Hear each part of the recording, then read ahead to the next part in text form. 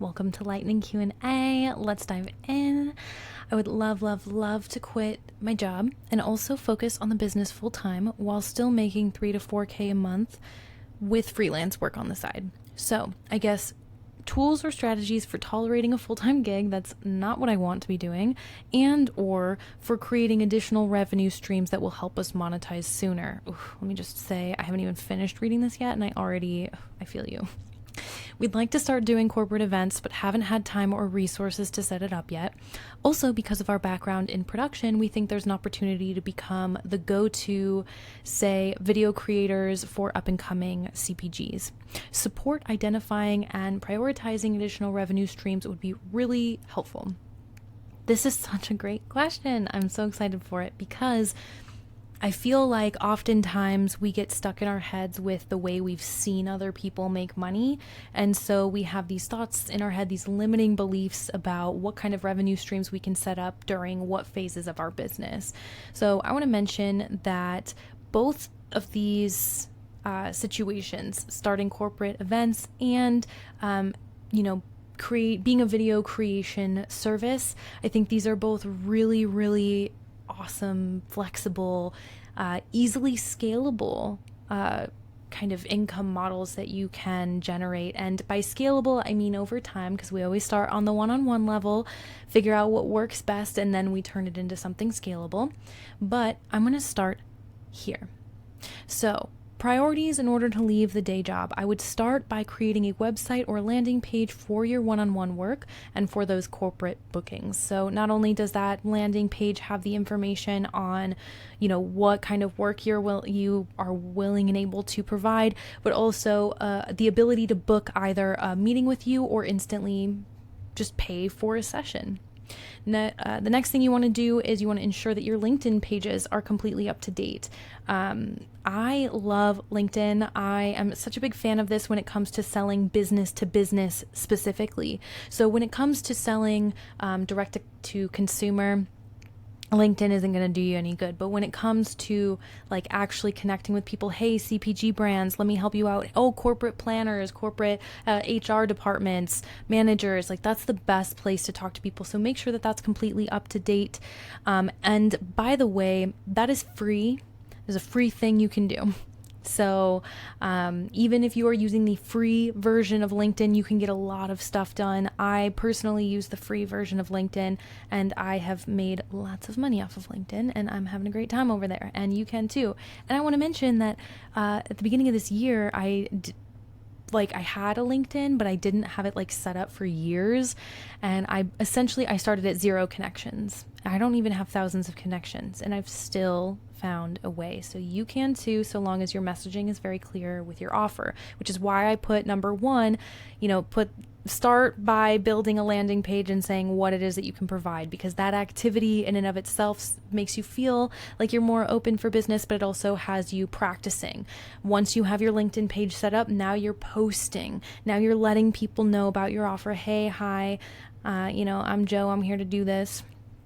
Next, by doing that posting and by talking about your offers, you are taking the temperature of your current audience with these intro offers. So you can just throw anything to the wall and see what sticks, right? You know your people already, so you know the 2 revenue streams you already have in mind. Start putting it out there. Start talking about it. See what people are picking up on. You may find in this process, by the way, that people actually are interested in something that you may not have thought of. When my husband and I started this business, we started it thinking that we were going to help people who already had established businesses. And then we started having a lot of people who just had the dream of wanting to start, reach out to us. And we really realized, wow, there's a lot of different types of questions we're answering. For example, there was one coaching session I had where I spent 45 minutes talking about refrigeration units. I had no idea that would be such a valuable lesson. I knew the information was valuable, but as in this ended up becoming a lesson that saved people thousands of dollars. So that one 45-minute conversation was enough to make them feel the value of $1,000 consultancy package that they had purchased. So just throwing that out there. It's not that's something that we advertise on our website, but it is something that helped us realize what people need help with was different than what we had initially realized. And so point of the story is you need to be flexible and adaptable in order to see that income come in. So point of that is really, once you're taking the temperature of the audience, you're taking that information in. Next, you're going to build whatever it is that they bite on. So I want to mention that, like, you're putting your minimum viable product on the market when you're building that landing page, when you're putting stuff on LinkedIn. You don't even have anything built out. If these are services you're providing for people, it's a Google Doc of information and like, hey, are you interested in this? This is essentially my sales page. You can make it cute and pretty. I can show you how. So once they've, bitten on something, you're building that, and then you're starting to, as you're building it out, you are prioritizing that idea, you are optimizing it. Then you're going to learn how to automate a lot of the process. So for example, at first it's going to, you're doing all of these steps because you haven't built a system yet, but over time you will be able to create automated forms and help get them checked in, help make certain parts of the process a little bit less manual. After you've done that with a few clients and you've really started to build out your systems here, then you can start to turn it into a scalable offer. Now, this is something that I do teach inside of the Bula Boss container. And I want to mention that sometimes we may not see how certain things are scalable, especially because if we just initially started thinking, oh, I'm just opening up a bottle shop or a lounge, and it turns out there's these other potential revenue streams that'll help me become more profitable, I want you to start to think about how a lot of these experiences and things that you're doing, how can you actually turn it into something that is not only automated, but many people that you're not even physically in contact with can enjoy. So for example, you get really good at hosting corporate events. Maybe you eventually build a program where you train corporate party throwers, party planners, the HR department. You teach them how to host these alcohol-free events, how to order these products. So now you don't even need to attend these events. You're not even hosting them anymore. You're actually training the company how to be better. So now you can reach people who aren't even in your area. You could reach people all over the world. That's a big dream to start with. So I'm not saying that's going to be what you start with. Notice how that is not your priority. It's like very at the bottom of the list. So this is the order I would do things in. Building a brick and mortar on top of this, you can do that alongside of this. Like, these are technically pretty independent things. The only thing that they kind of have a lot in common. Obviously, you can have a lot of overlap. You can have one-on-one meetings in your bottle shop space. But what I'm saying is they could be completely separate processes. So what I'm saying is you don't have to have the bottle shop open in order to make this happen. You don't have to have the bar lounge open in order to already start servicing corporate people or any of these other CPG brands. Because again, in that example, I mean, you could be homeless. Like, you could literally just be driving to the Grand Canyon and just have the whole setup, and you have your, all your tech on you. So point of that story is when it comes to prioritizing and juggling the needs of doing this on top of a brick and mortar, this is where, again, I'm going to just plug the Bula Boss container, because that's where it becomes a little bit more complex and a little bit more strategy is involved based on the very specific needs of your business. Now, one more thing I want to mention here, and I'm just going to be so straightforward about it. So many, like, more often than not, actually 100% of the time, I'll be honest with you, 100% of the time, if someone says that they want some product or service that I offer, but they just can't, there's only two reasons they can't: time or money. And both of these things, I personally believe, are mindset things. Why do I think this? If you don't have time, then you can outsource it. For example, I can help. You can always hire me to do one-on-one work for you if it's not me specifically coaching you and teaching you how to do something or training you how to do something. Now, if you don't have the money in order to outsource it, then that means that you just need to make the time, or else you're never going to leave your day job. And here's what I mean by this. I don't mean it to be any type of way because there's lots of busy people and we're all doing different things. But the people with the least amount of time, the people who have the most to lose, so if they only have 1 hour in the week, people who have 1 hour to accomplish something in a week tend to be 10 times more productive than people who have all week to do one thing. And why is this? Well, there's a psychological property I'm forgetting the name of right now. I might randomly remember it, but basic Parkinson's law. There it is. The one where the amount of time we give ourselves to accomplish something is the amount of time it's going to take. So a lot of things can be a mindset thing, because how often do you say, I'm going to sit down and work on the business?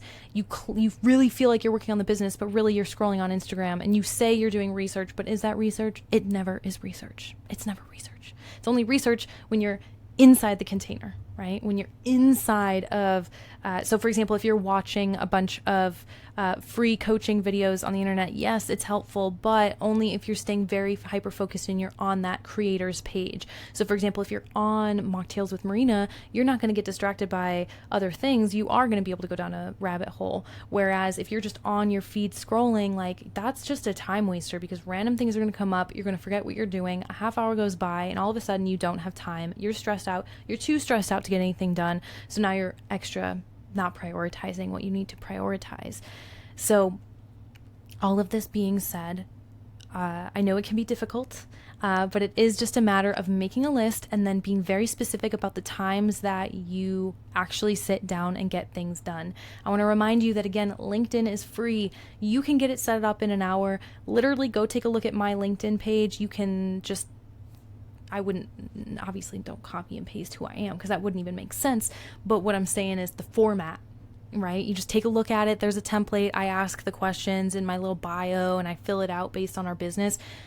Fill out your LinkedIn. It's free. It's a great activity that helps you understand and see your business more. It might even inspire you to make more time and figure out what you can do. Maybe at that day job, maybe you have breaks. This is something I'm about to say that is super, it is what it is. I had a day job. The last time I had like this day job while I was working, building one of my previous businesses, I had an 8-hour shift, and I figured out a way to get 8 hours of work, all of the work that I was required to get done. I found a way to get it done in 4 hours. So I became the best employee ever at work. And during that extra time, I put it into my business. I didn't even feel bad about it, because I got everything done that they wanted me to do. My performance reviews were like good enough. I was getting my money, and I knew that I wasn't going to move on with that career anyway. And I'm not about burning bridges. I wasn't not doing my work. I'm just saying I wasn't going above and beyond at work anymore, because that wasn't my priority. That's not my business. Like, literally, when people say it's not your business and they're trying to be like sassy, like, you as a business owner, like, can really feel and understand, like, it's really not your business, but this is. So put your brain power into this, and of course optimize your work at work, so you have, like, at your day job, so that you can fit in more times to work on optimizing your LinkedIn page, to work on building that that website and landing page. These little moments in time make a big difference. And one more thing I want to mention here, because this advice that I'm giving is so easy to give, but it's so hard to take. I'd been given that same advice, and I was just like, nana, nana, boo, boo, to like some of my old coaches. Pardon my finger pointing. It wasn't at you. It was at my past coaches, where I'd be like, I'm not going to do that. Like, I don't, whatever. And I would just kind of not get much done. That I thought I was being productive, but I really wasn't giving it my all. When I left my last position, like my last job, I was so burnt out and so tired. Like, I quit without a plan. Like, I literally turned in my letter of resignation, jumped off a cliff, did not really have a savings, had just gotten married. Like, we literally were still paying some of that stuff off. And then our dog had an $8,000 medical event, and we had a really hard, like, we couldn't not, because it was a foster dog. Like, we love him. We didn't want to. Anyway, everything was against us, and we're here killing it, and you can be doing the very same thing. So sometimes it just takes being pushed off a cliff, or just realizing what we're doing in our daily life that we really should be reprioritizing, where we're sending our energy, not just our to-do list, but our actual energy, effort, focus. Who are you giving attention to that just really doesn't deserve it right now? Lastly, I want to mention I do have this workshop, the Non-Alc Revenue Streams workshop, where we are going to talk about a whole bunch of different revenue streams and ideas and how you can accomplish them. And it'll also include some more resources. So again, more of that will be linked below this video. If you have any additional questions, just let me know. But hey, thank you for the great question. I appreciate you, and I look forward to the next one.